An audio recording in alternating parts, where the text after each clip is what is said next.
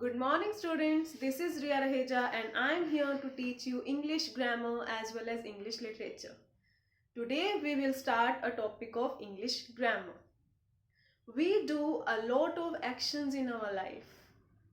We eat, we drink, we play, we talk, we fight, etc. So how we denote these actions in English language? Which term is used to denote these actions? The term is known as verb. Okay, that term is known as verb. Look at the board. Here we will see the complete definition of a verb. A verb is a word that denotes actions, state of being and state of having. Action, ऐसे कौन से verbs हैं जो actions को denote करती हैं? Go, play, come, write, etc. यही तो हम एक्शंस करते हैं और इन एक्शंस को डिनोट करने के लिए हम किसके हेल्प लेते हैं? वर्ब की लेते हैं. So these are the verbs. Next term is state of being. State of being, ऐसे वर्ब्स जो स्टेट ऑफ बीइंग को डिनोट करें. ऐसे वर्ब्स कौन सी हैं? इज, एमा, वॉज, वर, एक्सेट्रा. क्या करती हैं ये? स्टेट ऑफ बीइंग को शो करती हैं. Second is state of having. State of having means ऐसे वर्ब्स जो पोजेशन को शो करें. ऐसे वर्ब्स कौन सी हैं? Has, have, had.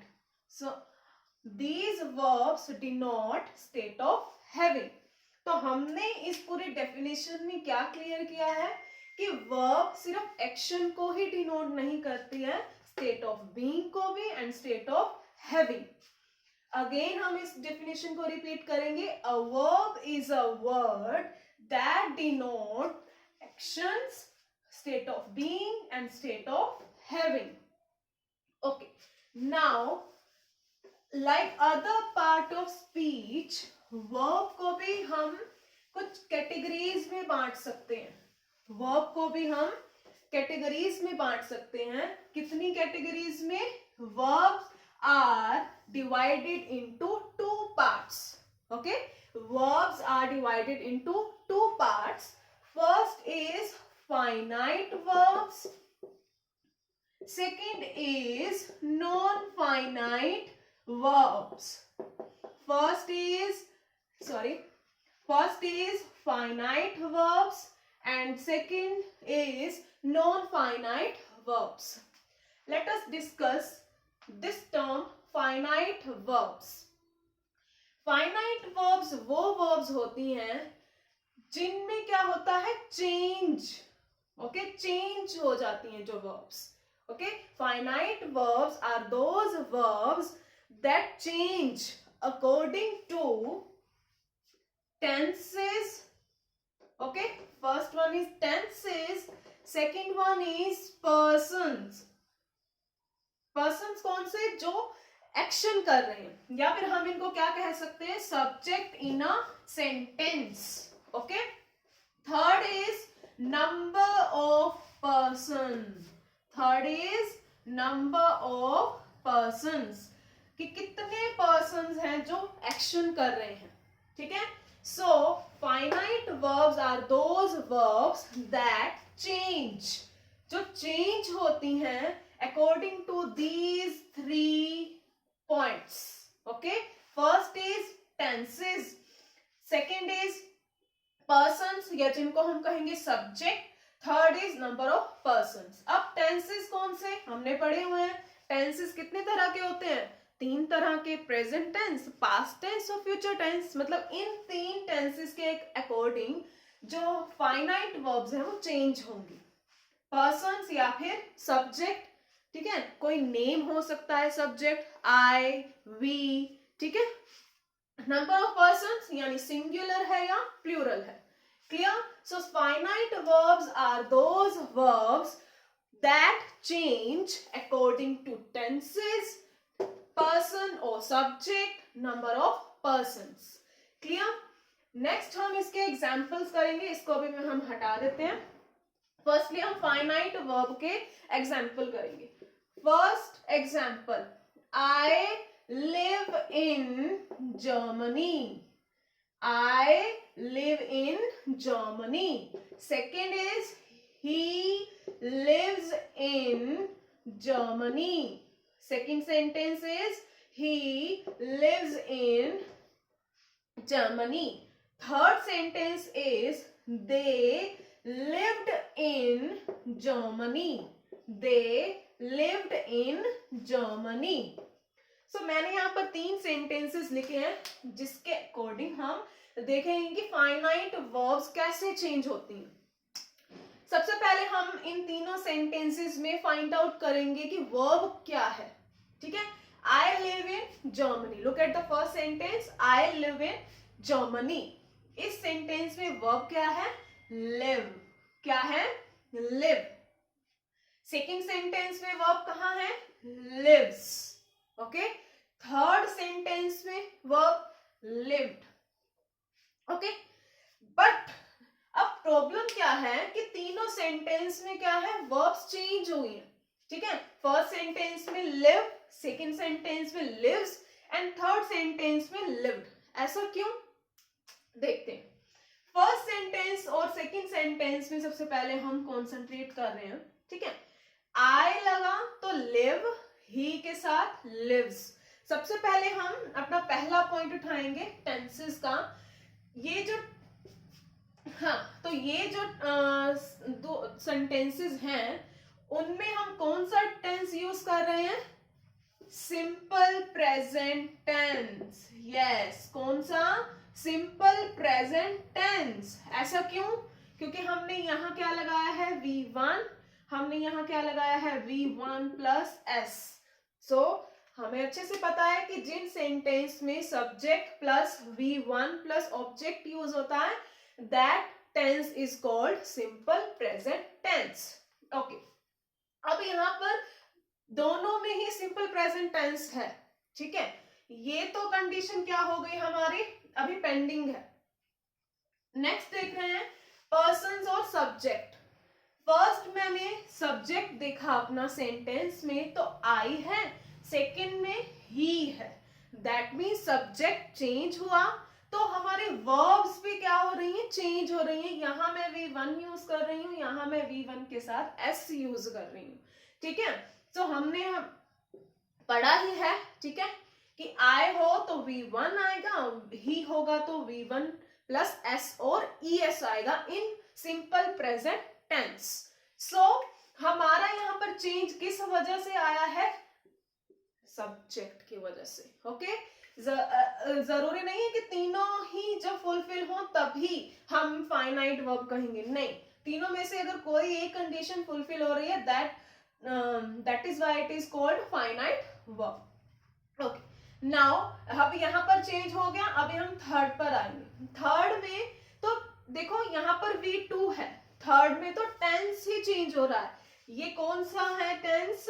Simple past tense. Yes, कौन सा टेंस है? सिंपल पास्ट टेंस, क्योंकि यहाँ V2 यूज हुआ है. ओके. तो ये तो यहाँ पर तो टेंस ही डिफरेंट हो गया तो हमारी वर्ब भी क्या हो गई? डिफरेंट हो गई. ओके. सो फाइनाइट वर्ब्स हमने देखी कि सब्जेक्ट, टेंसेस और नंबर ऑफ पर्सन के अकॉर्डिंग वर्ब्स क्या हो रही हैं? चेंज हो रही हैं. सो अगर जो वर्ब चेंज हो रही हैं तो उन हम वर्ब्स को क्या कहेंगे? Finite verb. Okay. First topic is clear.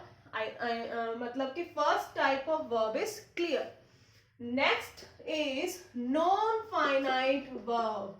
Next type is non finite verbs. अब यहां नॉन लग गया है तो हमें क्लियर हो रहा है कि नॉट मीन्स इसमें जो चेंज होगा, इन वर्ब्स में जो चेंज होगा वो नहीं होगा.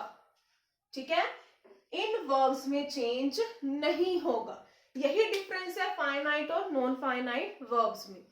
Non-finite verbs are those verbs that do not change according to person or subject, tenses and number of person. Okay. Non finite verbs ऐसी वर्ब्स हैं जो tense, person and number of person के according change नहीं होती हैं और हर sentence में same एक जैसी ही यूज होती है, उनमें कोई चेंज नहीं होता. For example, first, we are ready to play now. Okay.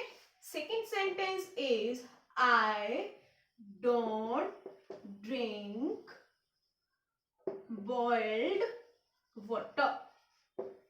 Okay. Clear? These are the two examples of non-finite verbs. लेकिन non-finite verb है कहाँ? ठीक है, सबसे पहले हम इन दोनों sentences को concentrate करके देखेंगे. तो first is we are ready to play now. Okay. We के साथ are is also a verb. We know that. इस सेंटेंस में और भी कोई वर्ब है? बिल्कुल है. प्ले, खेलना, खेलना भी एक्शन है ना, ठीक है. लेकिन अगर मैं यहाँ पर वी की जगह मैं अगर यहाँ सब्जेक्ट आई यूज करूं, ओके, आई यूज करूं, तो मैं यहाँ पर आर नहीं यूज करूंगी, मैं यहाँ पर एम यूज करूंगी. ओके, मैं यहाँ पर एम यूज करूंगी, तो मेरा सब्जेक्ट चेंज हुआ तो मेरी वर्ब तो चेंज हो गई. लेकिन नॉन फाइनाइट वर्ब क्या कहती है कि चेंज तो नहीं होना चाहिए, ठीक है. और हाँ, लेकिन फाइनाइट वर्ब कहती है कि मैं सब्जेक्ट के अकॉर्डिंग चेंज होती हूं, ठीक है. तो ये जो आर है, जो एम है, ये कौन सी वर्ब्स हैं? फाइनाइट वर्ब्स हैं. क्या है? फाइनाइट वर्ब्स हैं, ठीक है. नेक्स्ट, अब टू प्ले, यहां मैंने वी की जगह अगर आई भी यूज किया तो मैं यहां पर क्या बोलूंगी? We are ready to play now, I am ready to play now, ठीक है. टू प्ले में कोई चेंज नहीं आ रहा है, ठीक है. अगर मैं यहाँ पर वी की जगह आई भी यूज कर रही हूं तो टू प्ले मेरा सेम एज इट इज ही रहा. तो जो चेंज, जो पार्ट नहीं हुआ, उस वर्ब को मैं क्या कहती हूं? Non finite verb. क्लियर? उस वर्ब को मैं क्या कहती हूं? Non finite verb. Clear? Okay, now we will see the second sentence. I don't drink boiled water. I don't drink boiled water. Okay. I subject, don't is also a verb. Boiled is also a verb. ठीक है? But अगर मैं यहाँ पर लिख रही हूँ he, तो मैं क्या लिख रही हूं यहां पर? Doesn't. Okay, drink boiled water. Clear? I don't drink boiled water, he doesn't drink boiled water. हमने देखा कि ये डोंट और ये डजंट में चेंज होगा, तो ये हमारी नॉन फाइनाइट वर्ब नहीं है, ये हमारी फाइनाइट वर्ब है. Second, drink, drink, boiled, boiled, इनमें कोई चेंज अभी नहीं आया है, अभी नहीं आया है. लेकिन ठीक है, इन वर्ब्स में चेंज नहीं आया है, तो मैं फिर से एग्जांपल लिख देती हूँ. He doesn't drink boiled water. Space की वजह से मैंने इसको रिमूव किया था, अभी आपको क्लियर दिख रहा है, ठीक है. डजंट ड्रिंक, ठीक है. इनमें चेंज आया है, इनमें चेंज नहीं आया है, तो ये दोनों वर्ब्स कौन सी हैं? Non finite verbs. Okay, clear? So non finite verbs ऐसी वर्ब्स हैं जिनमें कोई चेंज नहीं आता है, एंड फाइनाइट वर्ब्स जिनमें चेंज आता है. Okay, clear? सो हमने आज क्या क्या डिस्कस किया है? वर्ब्स को हमने स्टार्टिंग किया था वर्ब्स से, फिर हमने क्या किया? Types of verb. ठीक है, फर्स्टली हमने पढ़ा वर्ब को पढ़ा, सेकंड हमने पढ़ा टाइप्स ऑफ वर्ब्स को पढ़ा, जिसमें हमने टाइप्स देखे वर्ब्स के कितने टाइप्स थे? 2 टाइप्स थे. ठीक है, finite verbs and non finite verbs. Yes, finite verbs, sorry, finite verbs and non-finite verbs. ठीक है, तो आज हमने verb का टॉपिक लिया जिसमें हमने इसके टाइप्स को अच्छे से देखा. ठीक है, फाइनाइट verbs को देखा एंड नॉन फाइनाइट verbs को देखा, जो आपका चैप्टर नंबर 7 है आपकी इंग्लिश ग्रामर की बुक में. Okay, I hope this topic is clear now. If you have any query, you can tell me. I will definitely sort out your problem. Okay, thank you so much.